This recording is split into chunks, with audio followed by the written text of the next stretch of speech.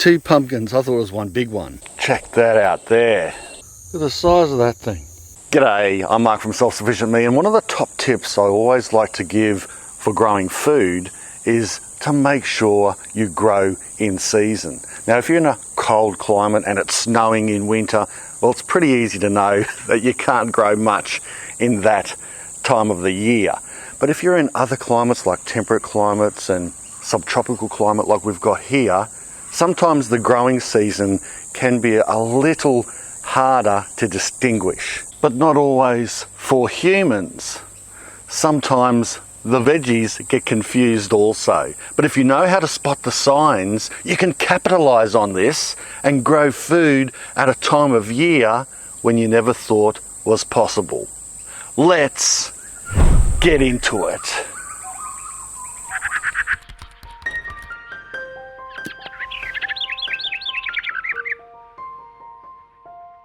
Gee, there's a nice bit of weight in this fella. Check out this pumpkin vine. It's taken over the gourd tunnel and then some. Probably about a third of our whole veggie garden is taken up by this meandering pumpkin vine. Isn't it beautiful? But even more amazing is we're in summer at the moment and pumpkins don't usually grow at this time of year. But as you can see, it's doing very well. About 6 months ago, I scooped out some seeds from an old Kent pumpkin and I threw them in a pot. I let them germinate for a bit of fun, and then I put them out here in the garden and I didn't think much of it. In fact, I thought they'd all died off. Must be a frog right in here. Hey, be quiet. G'day, little fella. How you going? But to my amazement, almost like it happened overnight, I came out and I saw this pumpkin vine flowing on the top of this trellis here. And I really did think, well, that's nice, but that won't last very long. But I left it in there because you never know. Sometimes stranger things happen in the gardening world and some of these outlaw plants turn into something fantastic. So leaving this grow on was a masterstroke, even if I do say so and pat myself on the back. Now, how do I get it out of here? There's about 15 pumpkins. There's one here, there's one in front of you guys right there, there's one here. They're all over the place. I'll show you a few more in a second. I just need to get on out of here without stepping on them or ruining the vine too much. Although it's so big now, I could probably step on half of that vine and it's not going to hurt too much anyway. These pumpkins are all at the developing stage. What will happen is they swell up pretty quickly and then it takes a while for them to kind of mature into something that's worth eating. So you don't pick them when they're green like that, otherwise nothing will be really developed in the middle. And while I'm on that subject and how it's growing at the wrong time of year, typically when you grow pumpkins through our winter and then coming into spring, they start to mature and ripen in spring. And for pumpkin growing, it's best if you just leave the pumpkins out. And as it gets hot, the vine dies off. You can then grab the pumpkins, and sometimes it's even good to just leave them out in the hot sun for them to ripen even more. Or you can put them in a cool place or in the shed. But if you just left them out, that's fine, as long as there's no animals or insects going to get to them, of course. And speaking of insects, the real big major issue we have here in Queensland is the Queensland fruit fly. And what that fruit fly does is it doesn't necessarily attack the pumpkins at this stage, but when it smells that the pumpkins are getting ripe, the fruit fly starts stinging it, usually around where the stem comes out, because it seems to be a bit of a weak spot. And even though most pumpkins have thick skins, if the fruit fly stings it enough, it scars that pumpkin, and eventually one of the stingers gets through and it can lay an egg inside the pumpkin, and then it eats it from the inside out and turns it full of maggots and rotten. This pumpkin vine has grown through summer. Fruit fly are not interested in it at this stage because the fruit is too green and hard and it's not ripe. It's not ready to be stung and maggots grow in it. So the advantage is that when these pumpkin are ready to ripen and the vine dies off naturally, the timing will be perfect because it's coming into our winter when the fruit fly are less active. Most fruit fly here in Queensland go into a dormancy stage through our winter. It's not that cold, but it's cold enough so that the fruit fly aren't active. So my meandering point, like this meandering vine, is that this is actually a fantastic and good thing, that the vine is developing its fruit right at the perfect time of year when the fruit fly are going to go away.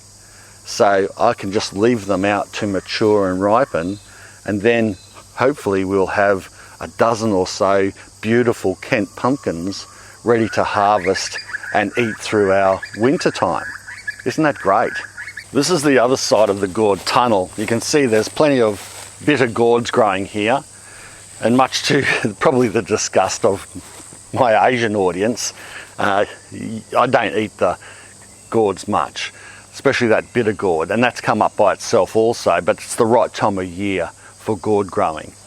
But it's just a little too bitter. Even if I do soak them and salt them, we still find that it's not very nice to eat. But yeah, it came up on its own. Perhaps I'll get used to it and find better ways to cook with it. But let's talk about the pumpkin a little bit more. This is the reverse side, obviously, and you can see, well, you might not be able to see as well, but there are several growing through here as well, and one is getting caught in the mesh, so I'm going to just reposition that one. Oh, it's really stuck good. I should have got to this earlier. There we go. Well, let's position him on top there. Where's the stem there? Right. Okay. Okay, that's better. That's better. There we go. And that'll work a lot better. Oh, good. Look at that.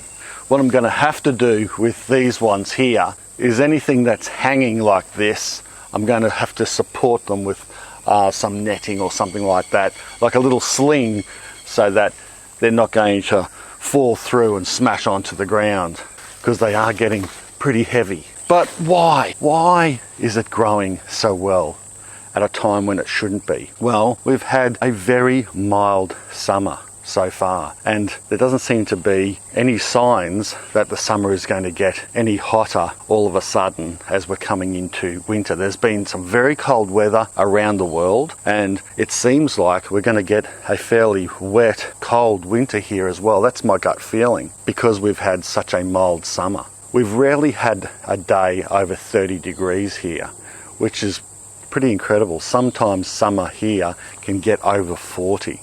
And you can imagine how it crisps things up, especially if there's not much rain. But not only has the weather been mild, we've had rain just about every second day for months, just about all of summer.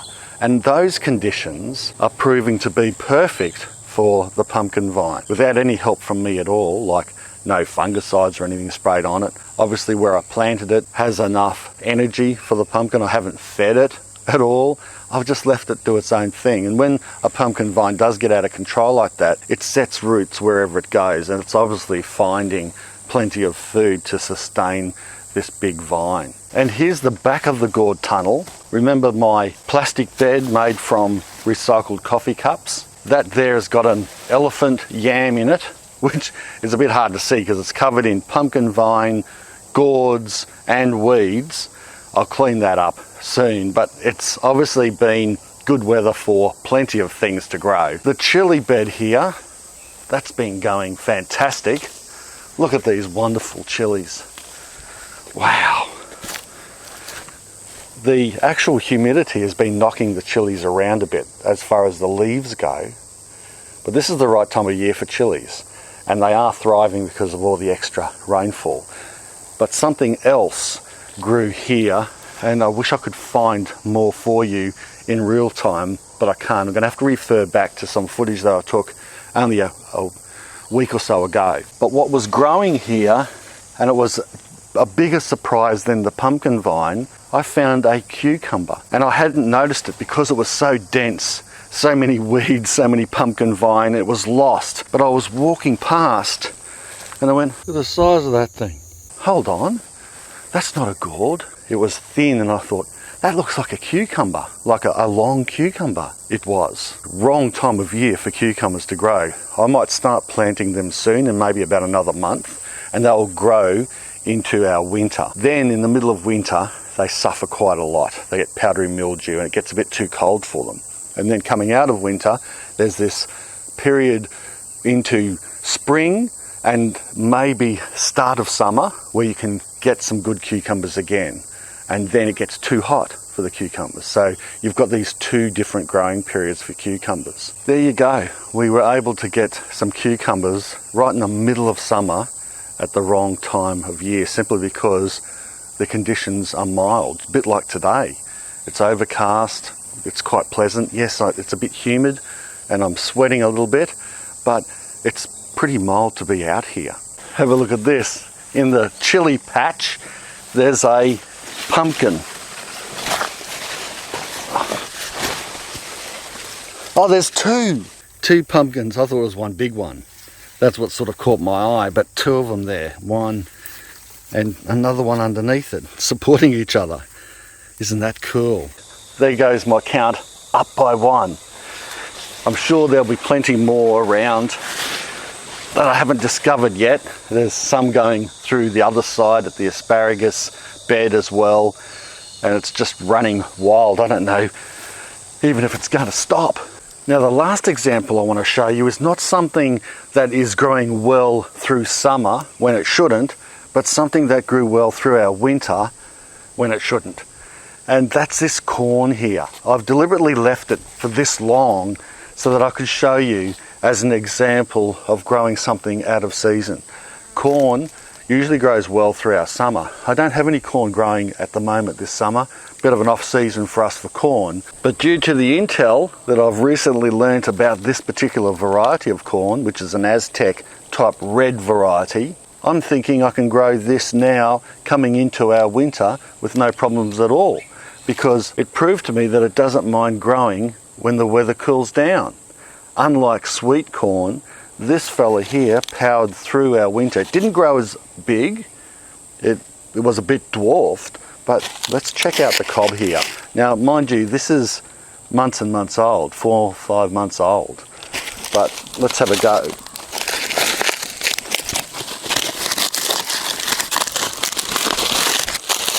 I don't know what I'm going to find here.